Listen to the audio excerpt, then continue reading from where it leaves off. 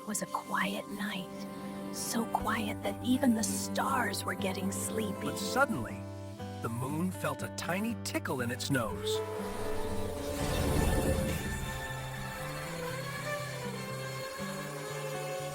Silver sparkles fell all the way down to Earth, and that's when things got very silly.